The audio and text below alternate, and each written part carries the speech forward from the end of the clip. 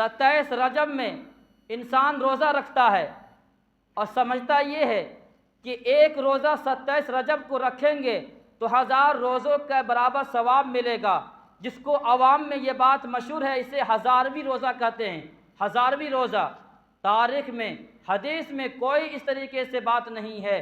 27 رجب کو روزہ رکھنا اس لیے کہ ایک روزہ رکھنے سے 1000 روزے کا ثواب ملے گا، کہیں بھی دور دور تک اس کی کوئی ثبوت نہیں ہے۔